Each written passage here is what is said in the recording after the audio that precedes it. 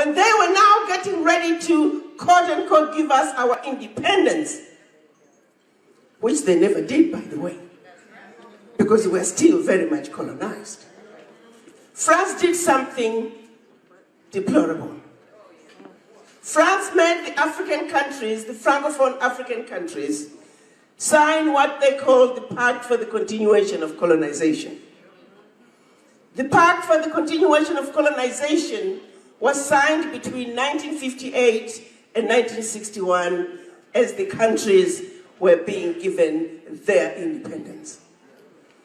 The Pact for the Continuation of Colonization said, you see, you Africans, we brought you forks and knives, taught you how to sit at a table and eat. We built a few schools, a few hospitals, a few roads. We are going to call that colonial debt. And for that you shall pay to perpetuity. They also said, you monkeys, you do not know how to manage your own money. You shall deposit 85% of your bank reserves with the French Minister of Finance. The French Minister of Finance will take all your monies, collectively, lump it together, invest it in the French stock market, under the French name. You may or may not know the returns. And should you want to access some of your own money, you have to submit your financial returns for your country. And if approved, you can only access up to 20% of that money as a loan at commercial interest rates.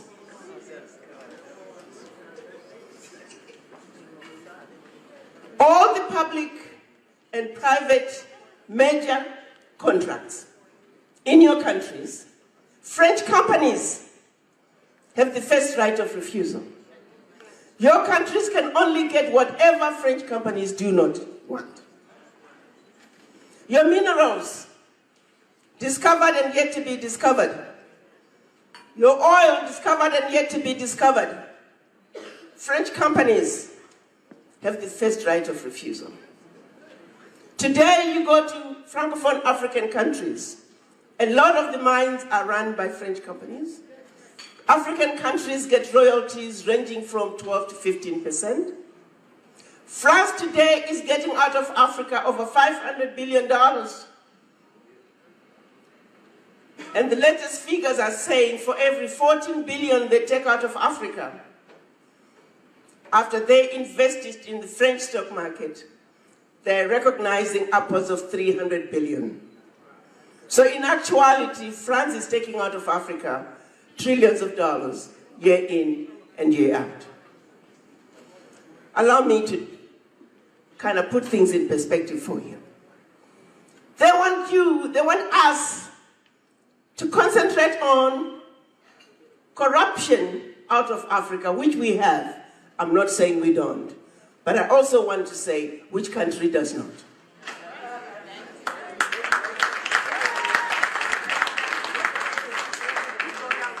You see, corruption is a team sport. If you're going to tell us that 50 billion is getting out of Africa every year, we want to know where it's going. Don't just tell us one side of the story. We want all the players. You can't talk about 50 billion getting out of Africa from corruption, but you don't talk about France. France, with over $500 billion, there are two thieves here. One is holding a briefcase with 50 billion, and the other one is holding a briefcase with 500 billion. I like to think I'm a smart woman. I want to go after this one first.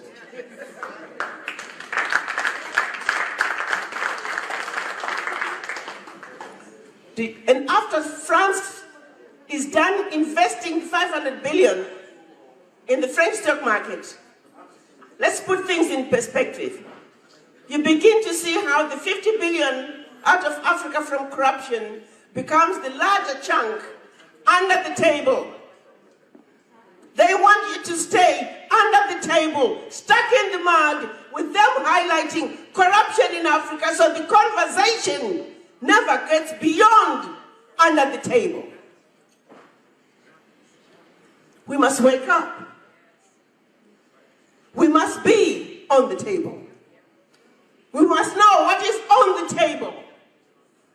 Let's not find ourselves being thrown a shiny object and following the shiny object while the real deal is over here.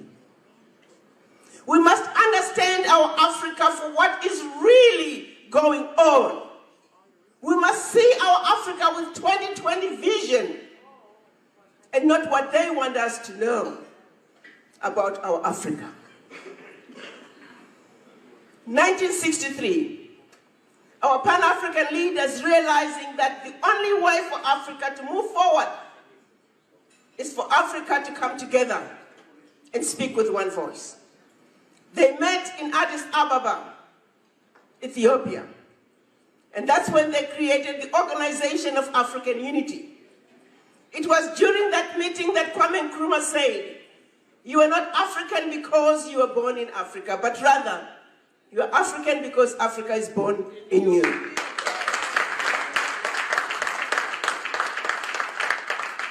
He also said, "Africa for the Africans and African Union now." Sadly, when they went to Addis Ababa, they were divided. We had the Casablanca group, which was Ghana, Guinea, Mali, Egypt, Morocco, Algeria, and Tunisia. The rest of the African nations were the Monrovia group, and they were the majority. The Casablanca group said, "African Union now." But the Monrovia group says, "Well, let's go slow." We've been going slow ever since. This May, 56 years later, we're still going slow. However, all is not lost. March of last year, we saw our leaders coming together finally and agreeing on the decision we're now calling African Continental Free Trade Area.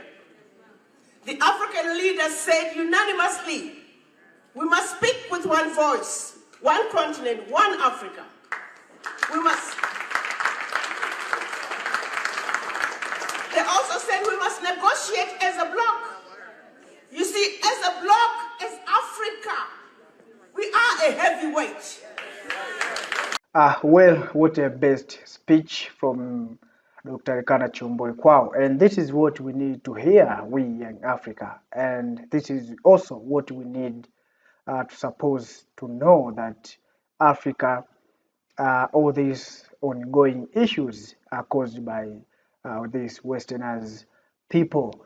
And this speech, Dr. Arikana Chihombori expressed more in French, how French distract our continent, how French distract our leadership, and all this is to make their needs become true. And what we see in West Africa there, our brothers, also, I mean, the leader of Burkina Faso, Mali, Niger, Guinea, also now we see this new leader from Senegal have realized what these Frenchmen or these Westerners are doing in Africa. That's why they said French must stop now to exploit the resources from Africa. The reason is all this is to make the continent feel proud of our resources. So we need to all African nations and end of the day to all Africa to rule their own things, our own things, and government must own the means of production. Also, Dr. Arikana Chihombori speak about the currencies in Africa. I listened to today's, I share with you the video of this, how a man from Africa get in difficult time when he traveled to another African country. And I showed how these currencies, example currencies from Tanzania, you can't use it in Malawi because it is a different currency. Also, you are in different country, but it is easier, as she said, Dr. Arikana Chihombori Kwao, to change or to do business in dollar in Africa. So how come you can do business in dollar in easy way than to do in currencies of Africa in Africa? So you can see how Africans, we need to have same currency, not only same currency, but we need also to have one common language, judiciary, president, military, and so on, that as a state we need to share with. So, brothers and sisters, let me not talk too much this time, for you also to add something on what Dr. Arikana Chihombori Kwao said in this video.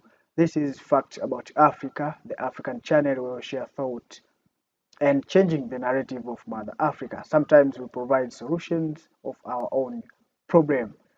We say African problem for African solution. There's no one from outside the continent will come and solve our problem. All these are coming and we call them investors, but not investors. Those are exploiters. They exploit our resources and build the industry and create jobs on their countries. What we see exporting the resources in Africa, it means that we export jobs, we export industries, and we export development in general. So let us stop this nonsense of exporting these resources. Let us create our own industry here, let us build our own industry here, and let us sell this as a final product, not as a raw material. So by doing that, we see the real value of our resources. So brothers and sisters in the continent and those who are in diaspora, let's share this message to many Africans as you can. The aim is to build the Africa we want. By sharing knowledges, by sharing this information, together we can reach where we want. Thanks for watching. Please subscribe, like, comment, and share our videos. Thanks for watching. Let us meet on the next episode.